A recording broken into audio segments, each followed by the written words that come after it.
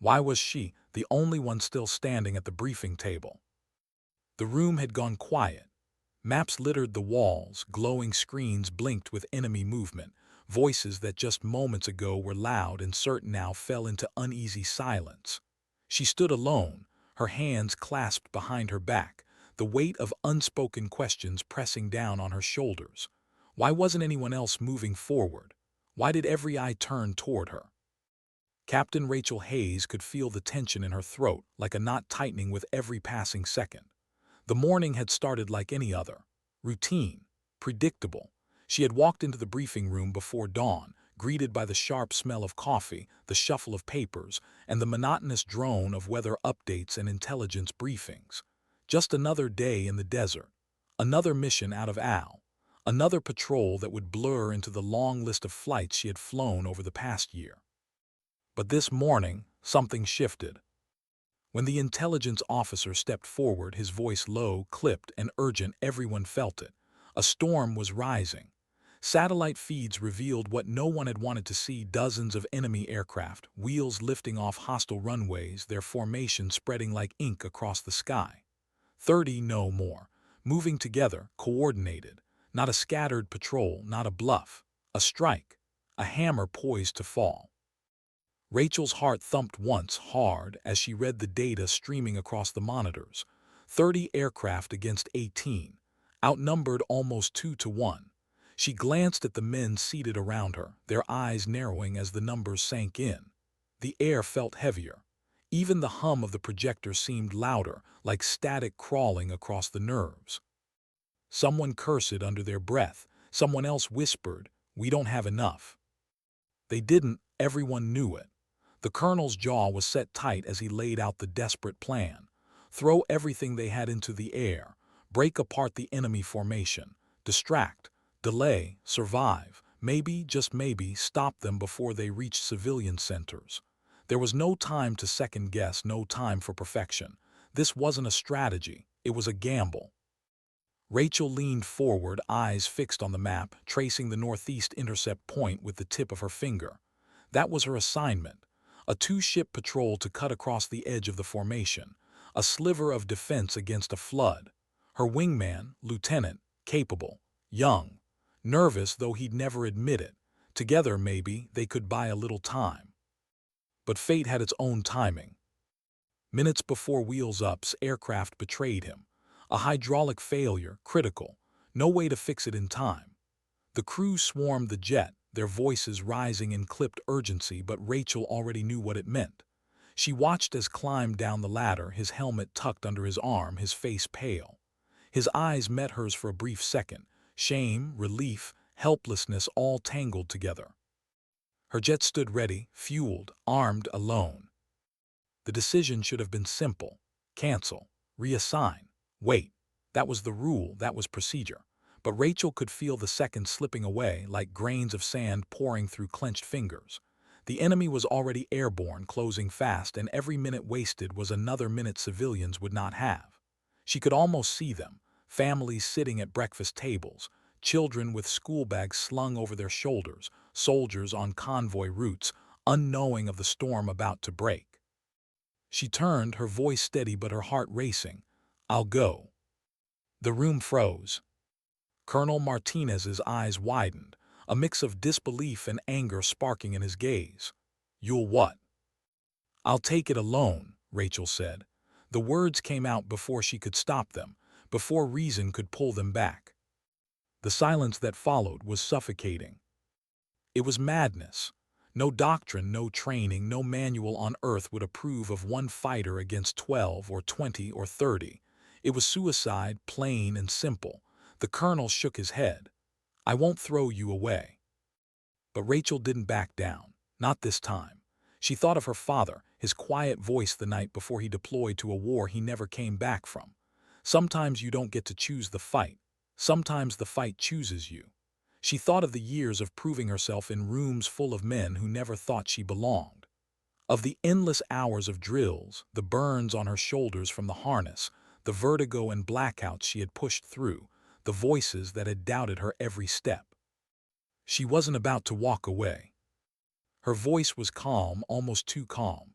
"Sir, we don't have time, they'll break through. I can delay them, buy us minutes." The colonel stared at her, the weight of command pressing hard on his shoulders. A 3-minute argument stretched into eternity. Finally, his jaw tightened. "God help you, Hayes, clear for takeoff." Her chest rose once sharply, no turning back. The canopy sealed above her with a hiss, cutting off the noise of the world outside. Alone in the cockpit, Rachel exhaled slowly. Her hands rested on the throttle, the stick, her lifelines. Call sign, Viper 2-1. The F-22 hummed beneath her, alive, ready, almost eager. She whispered to herself, not for anyone else to hear, "All right, just you and me." The engines roared, the ground blurred. The desert sky opened, wide and merciless. At 6:45 hours, Rachel lifted into the air, climbing higher until the earth fell away and the horizon curved into infinity. For a moment, silence. Just the rhythm of her breathing, the muted thrum of turbines, the steady green glow of instruments, the calm before the storm. At 35,000 feet, she engaged stealth systems. Her jet melted into the sky, her presence erased from radar screens. Ghost-like, invisible, she pressed forward northeast toward the intercept point. The first blip appeared at 7:02 hours. 8:12, multiplying across the radar screen like a spreading infection. Enemy aircraft closing fast, their formation loose, confident, unhurried. They didn't know she was there. Not yet. Her pulse quickened, but her hands were steady. Training had taught her precision. Combat had taught her calm. But there was something training couldn't teach.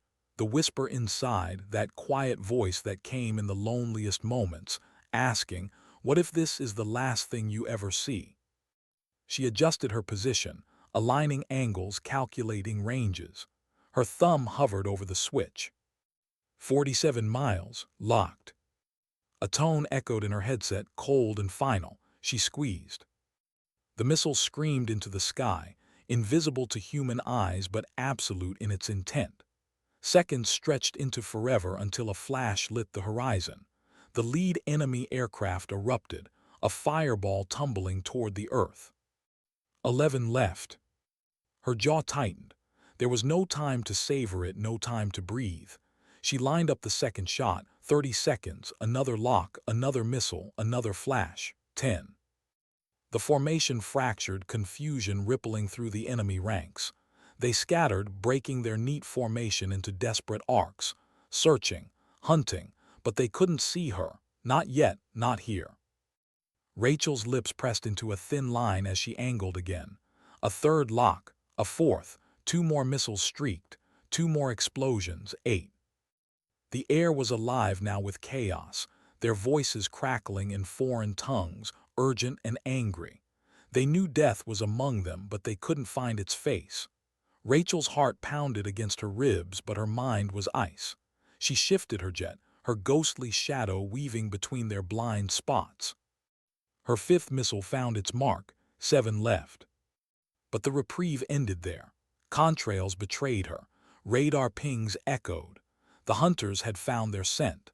A warning tone screamed in her headset as enemy missiles streaked toward her from multiple directions.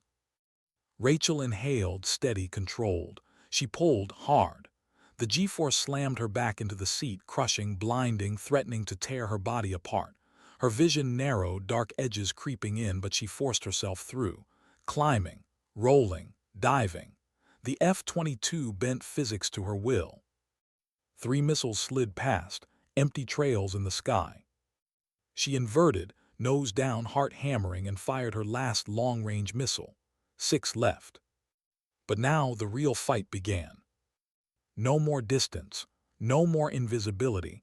To finish this, she would have to get close, close enough to see their faces, close enough to hear the rattle of cannons, close enough to die. Her finger hovered above the trigger for her 20 cannon, a weapon that required proximity, precision, nerve. The sky ahead swarmed with shadows, steel cutting through sunlight, predators circling. Rachel steadied her breathing, alone, outnumbered 6-1. She whispered again, the words no one else would hear. "All right, Let's dance. What kind of person stares down 6 armed enemies and doesn't flinch? Rachel asked herself that very question as the horizon twisted before her eyes. The F-22 shuddered as she threw it into a hard brake, her body straining against the seat, every muscle screaming under the crushing weight of G-force.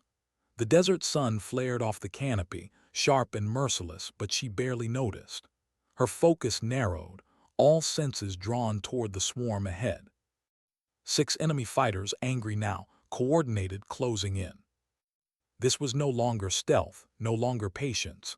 This was knife-range combat. Her fingers flexed around the stick, the 20 cannon armed, its hum vibrating faintly through the cockpit. She knew what that meant, close enough for them to see her, close enough for them to fire back. In this kind of fight, survival wasn't guaranteed. It wasn't even likely. But retreat wasn't an option. The first enemy jet streaked past overhead, a silver blur cutting against the blue. Rachel rolled instinctively, inverted, diving hard to slip onto its 6 o'clock. Her body pressed against the harness so tightly she could barely breathe. A warning tone shrieked in her headset. Someone else had her locked. She ignored it, one threat at a time. The crosshairs aligned, a squeeze of the trigger. The cannon roared, a brutal rattle that echoed inside her chest. Tracers lanced forward, slashing through the sky until they tore into the enemy jet's tail. Metal shredded. Flames burst. The fighter spiraled down, smoke trailing across the horizon. 5 left. Her breath came sharp, but not from pride, because already another missile streaked past her canopy, so close it rattled her teeth. The others were converging, furious and coordinated now. "Stay ahead of them," she whispered to herself. "Don't let them box you in." She pulled into a climb, the Raptor's engine screaming, clawing toward thinner air. Most fighters struggled at high altitude, but not hers. The F-22 thrived where others gasped. She used it like a blade, slicing upward until the sky seemed almost black, the earth a distant canvas below. 2 enemy jets tried to follow. She felt their presence before she saw them, shadows on her radar, heat signatures pushing hard to keep up. Rachel flipped her jet nose down in an almost impossible arc. Gravity slammed into her as the world inverted, but she didn't care. She dove on them like a hawk, cannon firing in a vicious burst. The first fighter erupted instantly, wings disintegrating into fire. The second tried to roll away, but Rachel stayed with him, her tracers stitching across his fuselage until the aircraft came apart midair. 3 left. But victory never comes clean. The third kill was still tumbling when another warning tone screamed, "Lock on." She jerked the stick right, hard. A missile tore through the space she had occupied a heartbeat earlier. Her cockpit rattled from the shockwave. The enemy wasn't letting up. They wanted her gone. Rachel exhaled slowly, steadying herself. Her vision blurred at the edges from the punishing maneuvers, but she forced her body to stay conscious, forcing air through clenched teeth in short, guttural gasps. Years of training came back. Resist the blackout, stay sharp, don't let them take the sky. She dropped low now, skimming the edge of mountains that rose jagged against the desert floor. The air thickened, the speed intensified. Down here, mistakes were fatal. One slip, one miscalculation, and the ground would take her as surely as any enemy. But down here, she had an advantage. The 2 remaining fighters hesitated, slower to descend into the canyons. Rachel smiled grimly. She had them nervous. She wove between ridges, her jet hugging the contours of the earth like a shadow, a hunter now, silent, deadly. The first came after her, daring, reckless. She waited until he was committed, then pulled into a brutal vertical climb, her jet rising like a flare into the sky. The enemy pilot tried to follow, but his aircraft couldn't match her thrust. He stalled just for a second, just long enough. Rachel inverted, nose down, gravity pulling her straight into his blind spot. The cannon burst tore through his engine, flames blossoming instantly. He didn't even have time to eject. 2 left. But the second was better, smarter. He used the terrain, ducking low, forcing her into a twisting chase that felt endless. Her body ached from the strain, her hands slick inside her gloves, but she stayed with him, refusing to let go. The canyon narrowed, cliffs looming on either side. He thought he could shake her here. He thought wrong. She matched every roll, every dive, every desperate attempt to shake her loose. Her crosshairs danced across his silhouette. She fired, short bursts, conserving ammo. One missed. The second found its mark. The fighter exploded in a fireball that lit the canyon walls. One left. The last enemy jet broke off, trying to run. Rachel saw it climbing, desperate for altitude, desperate to escape. For a moment she considered letting him go. Just one. Did it really matter? But then she thought of what he would carry back. Intelligence. Her tactics. Her existence in the fight. If he returned, others would adapt. Others would learn. And the next time there wouldn't be a chance. Her jaw clenched. She pushed the throttle forward, her jet roaring in pursuit. The chase dragged her low again, weaving between peaks, threading valleys at breakneck speed. It wasn't just a fight now, it was endurance. The enemy pilot was good, forcing her to the edge of control. Minutes stretched like hours, her body screaming, her mind razor sharp. She stayed with him. At last the chance, a momentary slip. He pulled too sharp through a narrow cut in the mountains, his aircraft wobbling for just a heartbeat. That was all she needed.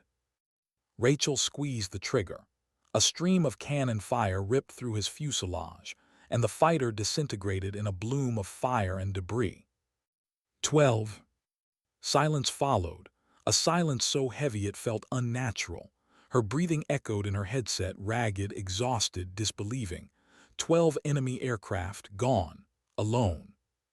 But there was no triumph, not yet. Her fuel gauge blinked an angry warning. Her jet groaned with the scars of combat, small holes punched through the fuselage, systems limping where they should have been flawless. She was miles deep in hostile airspace, running on fumes, and every second now was survival. Rachel steadied herself, guiding the wounded bird back toward friendly skis. The adrenaline ebbed, replaced by something heavier, quieter. She thought of the faces she couldn't see, the soldiers, the civilians, the thousands who would never know how close they had come to disaster. Her hands trembled just for a moment. She gripped, forcing them still. She didn't want to think of what she had done. Not the wreckage falling through the sky, not the fire trails that would scar the desert for days. She thought instead of her father's voice, soft and steady. Sometimes the fight chooses you. The desert stretched endless below, her radar lit with friendly signals ahead. She was almost there. When the runway at Al finally appeared, shimmering in the morning haze, Rachel exhaled a breath she didn't realize she'd been holding. She guided the F-22 down, the wheels touching earth with a shudder.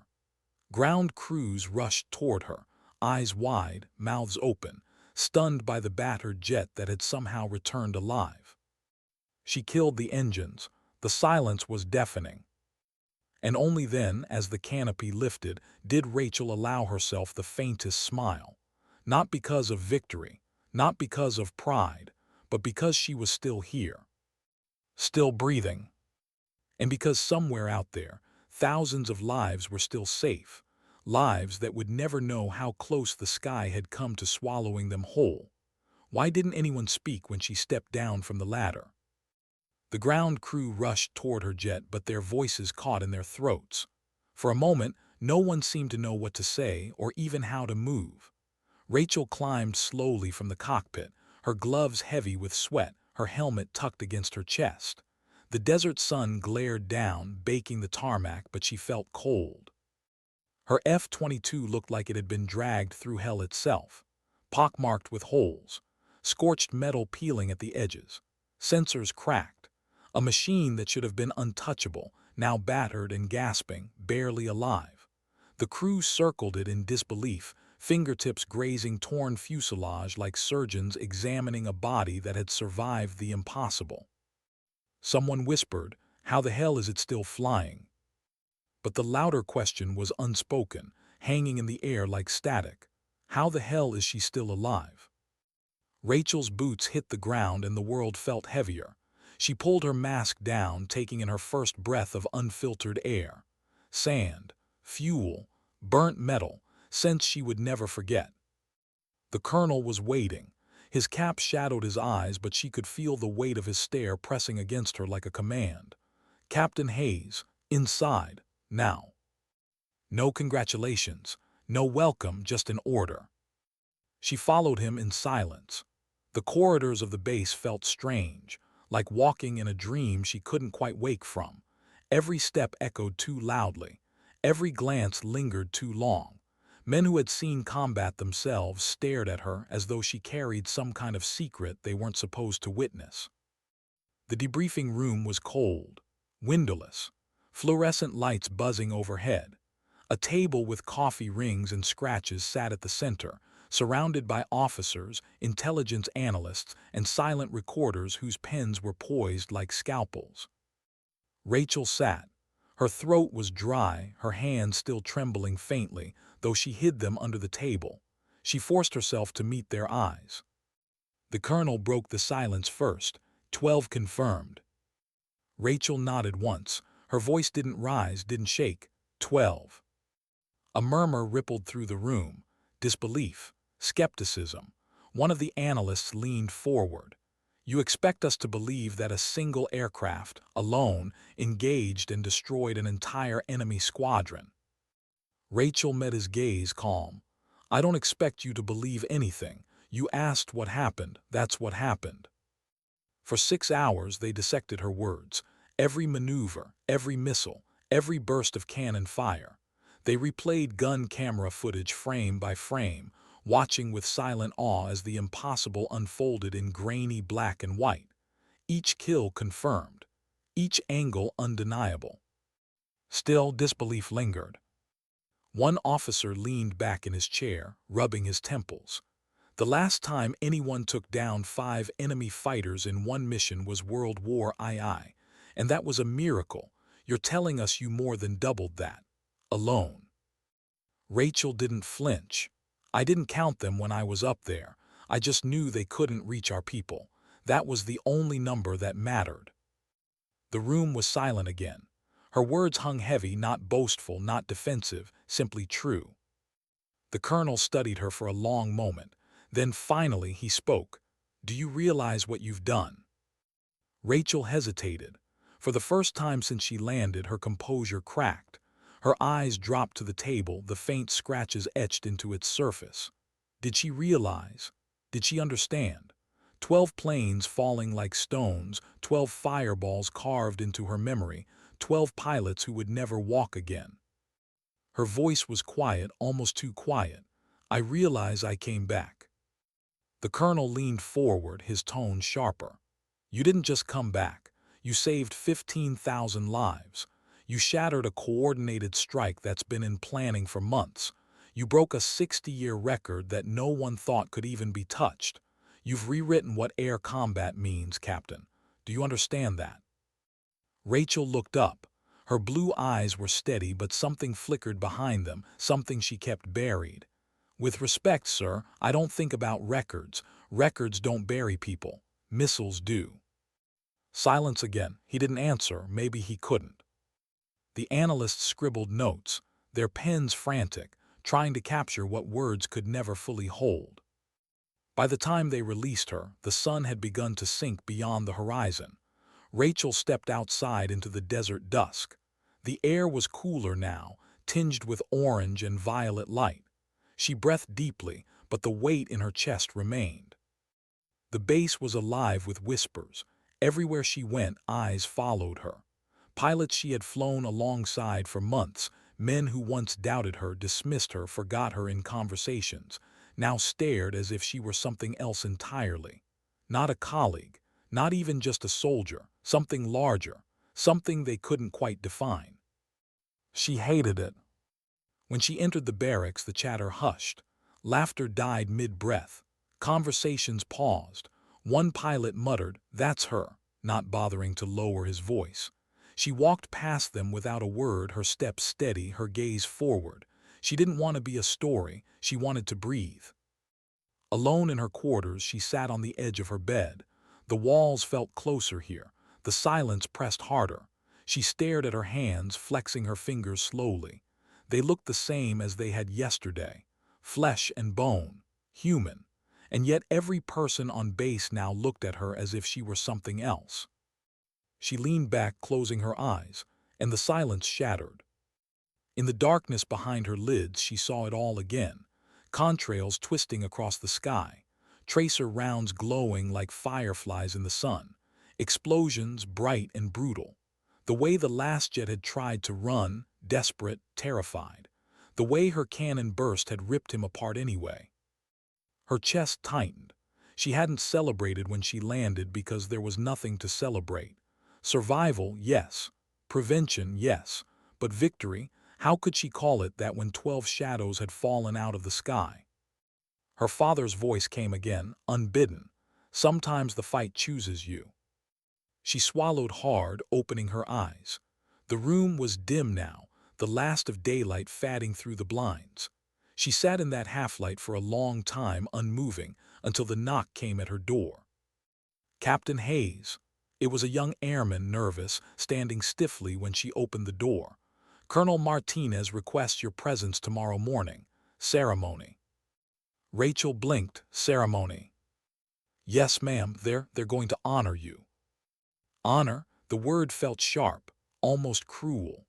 What did honor mean when the images of fireballs still burned behind her eyes? When the silence of 12 pilots, men with families, men who had also believed in their cause, echoed louder than any applause could? She nodded, dismissing the airman with a quiet thank you. She closed the door and leaned against it, her head bowing forward. Honored. What she wanted was sleep. What she needed was silence. But both felt impossible now. She sat again on the bed, staring at the wall. She wondered, not for the first time, if anyone outside this base would ever understand. Would they cheer her name without knowing the cost? Would they turn her into a headline, a legend, forgetting that legends bleed too? The thought hollowed her chest. She whispered to herself, almost as if confessing a secret, I'm not a legend, I'm just still here. And for the first time since the mission began, Rachel let her head drop into her hands. Her shoulders shook once, not with pride, not with relief, but with the unbearable weight of being the only one left to carry what had happened in the sky that day. Why did the applause sound like thunder when all she could hear were echoes of silence? The ceremony was set under a desert sun that seemed too bright, too merciless for what the moment demanded. Rows of uniforms stood in formation, medals gleaming on stiff chests, flags rippling in the dry wind. Cameras lined the perimeter, lenses unblinking, ready to capture history in high resolution. Somewhere in the distance, Rachel could hear the rumble of jets taking off, a sound that usually steadied her. But today, it only tightened the knot in her stomach. She stood at attention near the stage, her posture rigid, her face impassive. She had worn this uniform countless times, but it had never felt heavier than it did now. Her ribbons caught the light, small fragments of her years in the air. None of them mattered today. Today was about one story, one mission. The mission. The colonel's voice carried across the crowd, solemn and proud. He spoke of heroism, of impossible odds, of a pilot who faced 12 enemy aircraft and returned not only alive but victorious. He spoke her name like it was a banner. Captain Rachel Hayes. The audience erupted in applause, cheers rising like waves. Rachel's throat was dry. They didn't see the fireballs falling. They didn't hear the strained breaths as she fought back blackouts in high-G climbs. They didn't feel the way her hands trembled afterward, alone in her quarters, staring at the wall as if it could absorb the memories for her. They only saw what they wanted, a hero. The medal was pinned to her chest, cool against the fabric. The colonel's hand was firm on her shoulder, his words formal, for extraordinary valor in the face of overwhelming odds. Rachel nodded because that was what was expected. She saluted, crisp and perfect, because the cameras demanded it. The crowd erupted again, louder now, voices rising like thunder. But inside, her silence roared louder. Later in the hangar, reporters swarmed her. Microphones pressed too close, voices overlapping. What was going through your mind in those moments? Did you know you were making history? How does it feel to be called the greatest living fighter pilot? Rachel blinked under the barrage, her expression calm, her answers measured. I was doing my job, protecting lives, nothing more. The reporters didn't want that answer. They wanted drama, glory that would live forever. One of them asked, "Do you see yourself as a hero?" Rachel hesitated.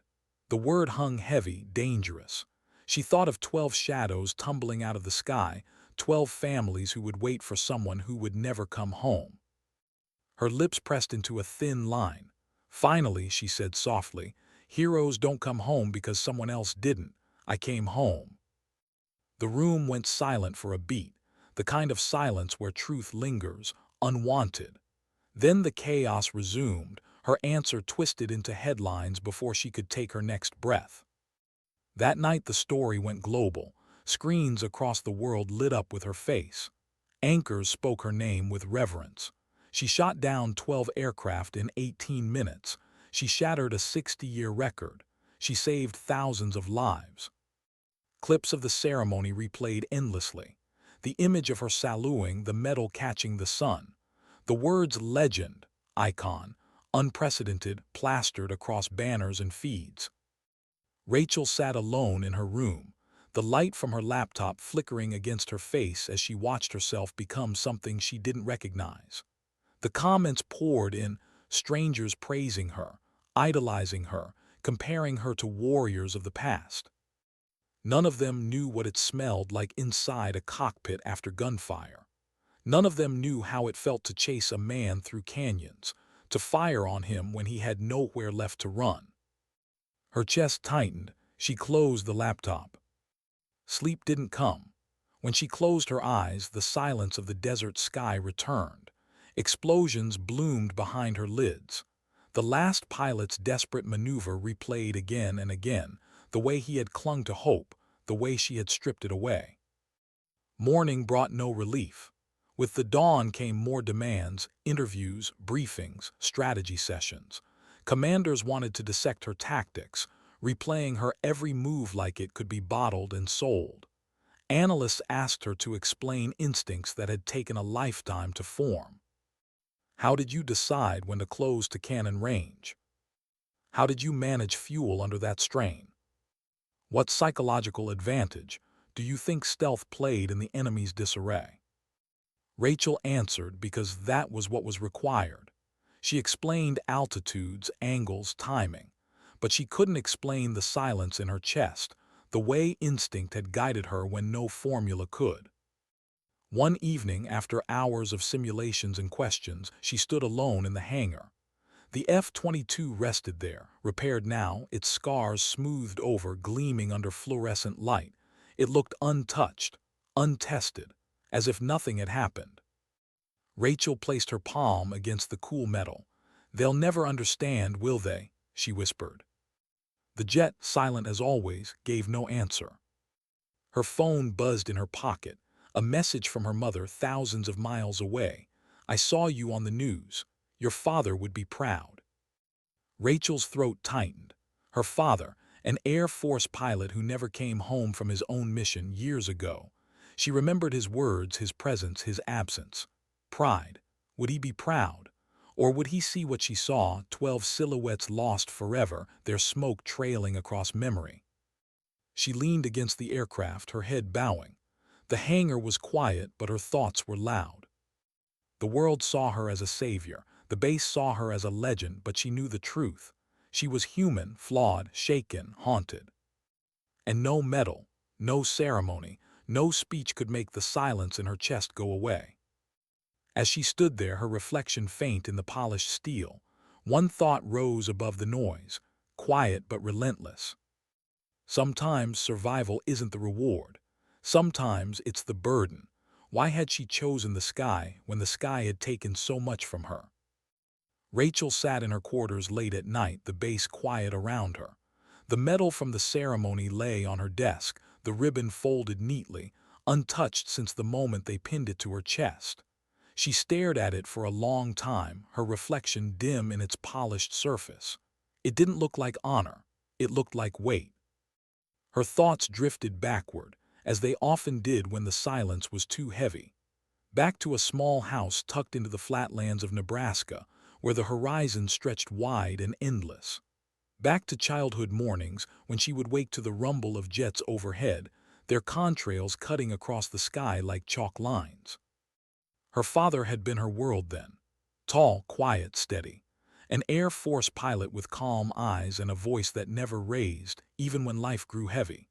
She remembered the way he'd come home in flight suits that smelled faintly of oil and sky, his arms always open, his presence filling every empty space. He was the reason she loved the sky. But he was also the reason she feared it. The last time she saw him, he had been standing at the end of the driveway, his duffel slung over his shoulder. The sun had been rising behind him, painting the world gold. She was 12. She ran to him, clung to him, begged him not to go. He smiled, soft, tired, but certain. Sometimes you don't get to choose the fight, sometimes the fight chooses you. He never came back. The uniformed officers who arrived weeks later carried the weight of silence with them. Her mother crumpled into the doorway. Rachel stood frozen, watching men who smelled of starch and formality deliver words that shattered everything. Training accident, no survivors, regret, honor, service. Words that didn't fill the empty chair at their kitchen table. That day, Rachel swore she would never fly. She hated the sky for stealing him, hated the silence of it, the way it swallowed voices and returned only echoes. But grief has its own strange alchemy. What we resist, we often become. By the time she was 17, the sky no longer looked like a thief. It looked like a challenge. It called to her, the way it had called to him. And somewhere deep inside, she felt that maybe the only way to understand her father was to follow him into the place that had taken him. Her mother tried to dissuade her. "It's not the life you think it is," she warned. "It doesn't forgive, it doesn't wait." But Rachel was relentless. She applied to the academy, trained harder than anyone else, fought to prove she belonged. It was never easy. In classrooms filled with young men, she was the outlier. Some respected her, others dismissed her, a few resented her. "You'll wash out," one cadet sneered during training. "You don't have the stomach for it." Rachel had smiled thinly and said nothing. Later, when he passed out during a high-G maneuver, she quietly filed the moment away, not for revenge but as proof. Proof that she could endure. Proof that she would never let them see her break. Years of sweat, sleepless nights, bruises hidden under uniforms, each moment forged her harder, sharper. And yet beneath it all the doubt lingered. Was she flying to honor her father, to chase his ghost, or to escape the silence he left behind? The memory pressed hard against her chest now, as she sat alone with the medal glinting in the low light. The world called her a hero, but she knew the truth. She had been flying against ghosts long before she faced 12 enemy fighters. The next day she walked into the hangar and the whispers followed her again. Pilots leaned against railings, mechanics paused mid-repair, eyes following her with something between reverence and distance. She wanted to tell them she wasn't the story they thought she was. She wanted to tell them about the 12-year-old girl on a driveway, begging a father not to leave. But she said nothing. Later, during simulator review, an instructor asked her how she had known when to dive, when to press, when to gamble against odds that should have swallowed her whole. Rachel paused, her hands resting on the console. "I didn't," she admitted quietly. "I just kept hearing his voice, kept seeing the horizon the way he did. Maybe it wasn't skill. Maybe it was just remembering not to run." The room was silent after that. That night the dreams returned, not of her father, not even of her own mission, but of silence. Endless sky empty of sound until a shadow appeared, twisting, falling, burning. She woke with her throat tight, the sheets damp against her skin. She sat at the edge of the bed, pressing her palms against her eyes. She whispered into the darkness, "Why did you leave me with this, Dad?" No answer came, only the hum of the air conditioning and the distant roar of another sortie lifting into the night. Rachel stood, packing the room, the medal still lying untouched on the desk. She thought about how the world wanted her to smile for cameras, to wear that medal like a crown. She thought about the cadets who would study her gun camera footage, dissecting her movements as if survival could be turned into an equation. But none of them would know what it felt like to be 12 years old at the end of a driveway, watching your world walk away. None of them would know that the fight she won in the sky wasn't just against 12 enemies. It was against herself, against years of silence, against the fear that maybe she was always destined to follow her father into fire. Rachel sank back into the chair, staring at the medal one last time. She reached for it, her fingers curling around the cool metal. For a moment, she considered throwing it into the trash, letting it clatter among empty bottles and forgotten papers. But she didn't. Instead, she set it back down, gently, precisely. Because even if it was an honor to her, it meant something to the world. And maybe that was enough. For now, she whispered into the stillness of her room, her voice carrying a weight only she could hear. "I don't fly for medals. I fly because he couldn't." And as she lay back in bed, staring at the ceiling, the hum of the bass around her, Rachel realized something she had never allowed herself to admit before. Sometimes the sky doesn't just take. Sometimes it gives you back a reason to keep going. Why did it feel like the war was only beginning, even though the battle was already won? Weeks had passed since that morning in March, yet Rachel still woke to the sound of engines roaring in her dreams. Some nights, they carried her into fire and smoke. Other nights, they carried her into silence so thick it pressed on her chest until she woke gasping. But in the daylight, the world wanted none of that. The world wanted a story. Her face was everywhere now, on news broadcasts, in military journals, on recruiting posters that had sprung up across bases she'd never set foot in. The photograph was always the same. Rachel in uniform, her gaze steady, her posture perfect, the medal glinting on her chest. Beneath it, words printed bold: defend, protect, achieve the impossible. The first time she saw it, she felt something twist in her stomach. She had been walking through a corridor, the poster taped to a wall alongside others, and she stopped cold. The younger walking past slowed too, whispering. She turned away before she heard what they said. Later, she saw the image again on a screen in the mess hall, this time spliced into a recruitment ad. 1 pilot, 12 kills, 0 hesitation. The words cut sharper than the music swelling underneath. 0 hesitation. Her hand clenched around her fork until her knuckles whitened. They didn't know about the hesitation, the silence before each trigger pull, the fleeting thought, "This is someone's son, someone's brother," before instinct smothered it. They didn't know about the seconds afterward when the fireball bloomed and she forced herself not to think of who was inside. But the military didn't want hesitation. They wanted certainty. They wanted the story clean. So they took her silence and made it speak for them. She was summoned to events she didn't want to attend. She sat on panels where generals praised her, where politicians shook her hand for cameras, their smiles practiced, their words hollow. She gave speeches written for her, words she didn't believe but couldn't refuse. The soldiers in the audience looked at her like she was proof of something, proof that one person could matter, proof that the impossible was still possible. Rachel wanted to tell them the truth, that one person doesn't walk away from 12 kills unchanged, that the impossible comes with a cost no one else can carry for you. But she said the words anyway, because silence wasn't an option when they had already written her script. At night, she returned to her quarters, shut the door, and stared at the walls until the hum of the air system filled the silence. It was during one of those nights that Colonel Martinez came to see her. He knocked once, sharp and deliberate, and Rachel opened the door, surprised. "Captain," he said, his tone formal but softened by something else, something almost like guilt. "Sir?" He stepped inside, glancing around the Spartan room. "How are you holding up?" Rachel almost laughed. Holding up. She thought of the medal on her desk, the posters on the walls outside, the endless questions, the silence in her chest that never went away. "I'm fine," she said instead. The colonel studied her, eyes sharp.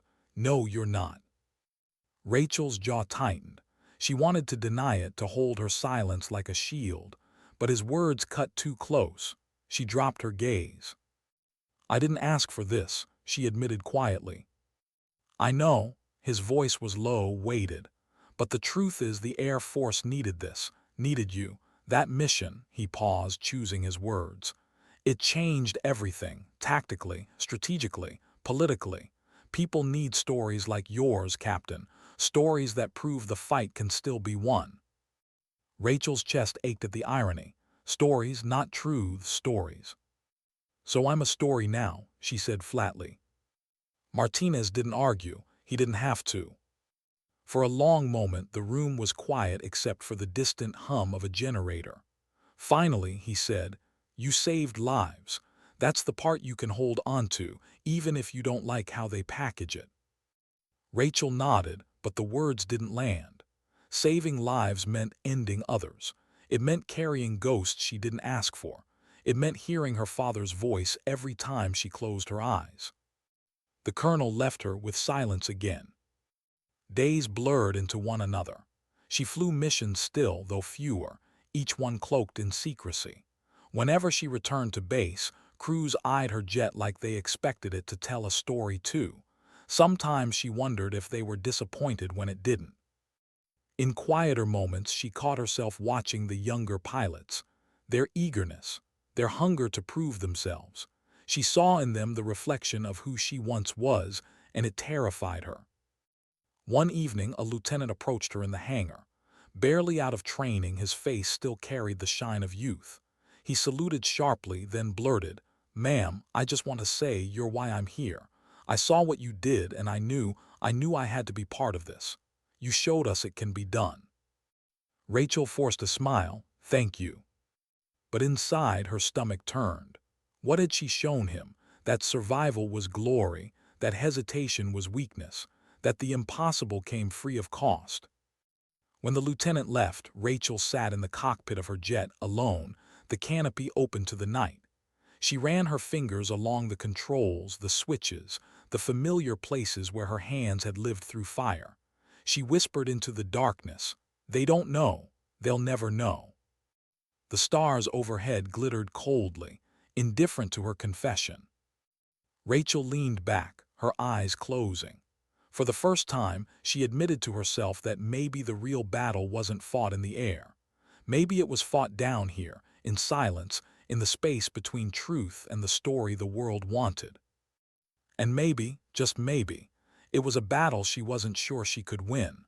Why couldn't she sleep when the whole world wanted her to rest on victory? Rachel lay in the dark, her body heavy with exhaustion, her eyes wide open. The clock on her nightstand glowed mercilessly, 2:37.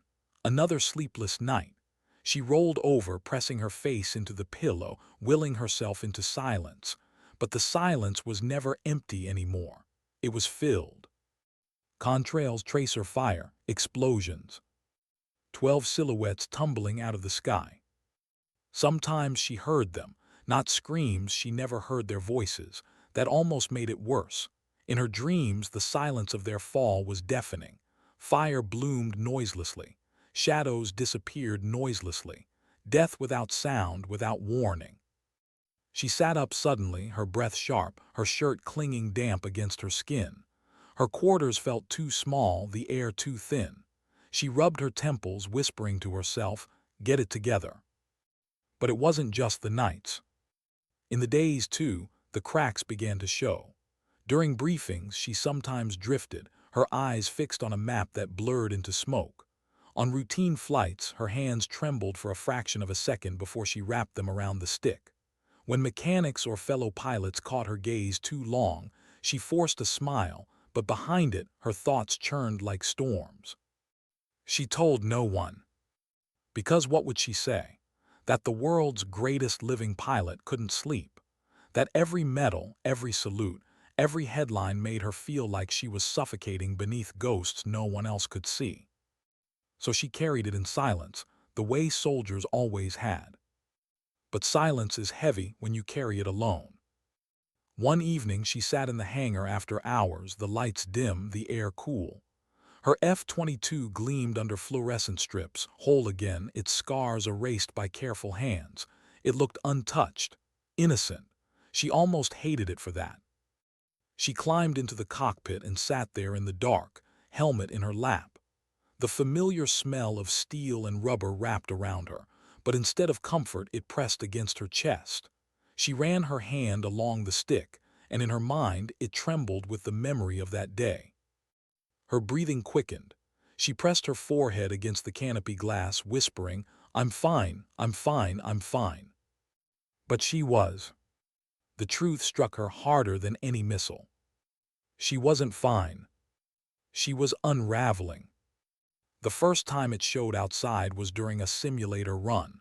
The scenario was simple two-on-two dogfight training, routine. But as the enemy blips appeared on the screen, her chest tightened. 8, then 12, too many. Her breath hitched, her vision blurred. The room wasn't a simulator anymore. It was March 15th. It was the desert sky. It was fire and silence and the crushing weight of being the only one left. She froze. The instructor's voice cracked through her headset. "Viper 2-1, what are you doing? You're wide open. Engage." Rachel blinked hard, forcing air into her lungs, her hands jerking back to life. She pulled the stick, fired, maneuvered, but it was sloppy, seconds too slow. She lost.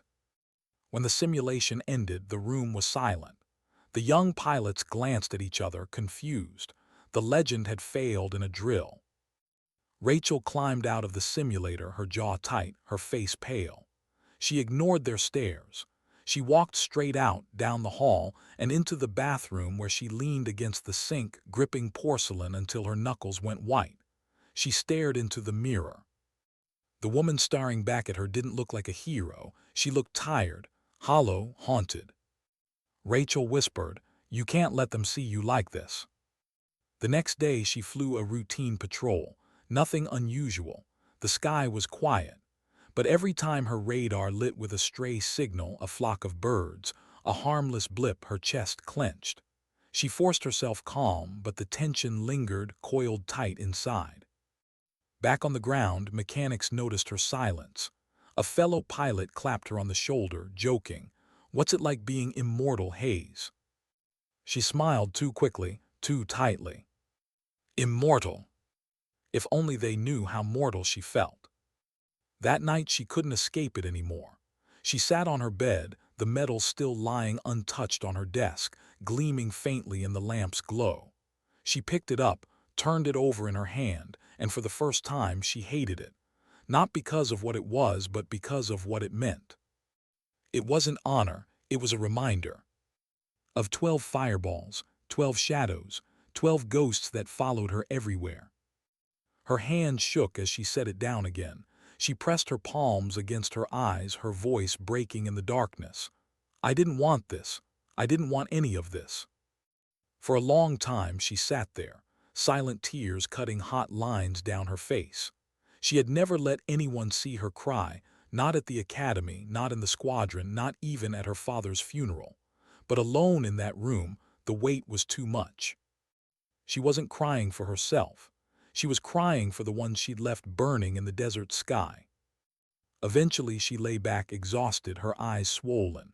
For the first time in weeks sleep came, but the dreams followed, always the same, contrails, silence, fire. Only this time, when she turned in her dream to see who was falling, she saw her father's face. She woke gasping, her body trembling. She pressed her hands over her mouth, stifling the sound. The war wasn't over. It had only just begun. Why did silence feel heavier than the roar of war? The base slept, but Rachel walked the perimeter alone. The desert stretched endless under a pale moon, its surface glowing silver, its silence vast. Out here, away from the hangars, away from the buzz of lights and machinery, she could almost breathe. Almost. Her boots crunched against gravel. Her shadow stretched long and thin across the sand. She had walked this path many nights, though no one knew. Each step carried her further from the noise of what the world demanded her to be, closer to the one truth she couldn't speak aloud. That survival didn't feel like victory. In the weeks since her mission, she had been paraded before cameras, studied by analysts, saluted by peers. She had been turned into a symbol, a myth, a legend. The woman who shot down 12 in 18 minutes. The one who broke a 60-year record. But here, under the stars, stripped of uniforms and speeches, she was just a woman who hadn't yet learned how to live with what she had done. She paused at the fence line, staring out into the horizon where the desert met the sky.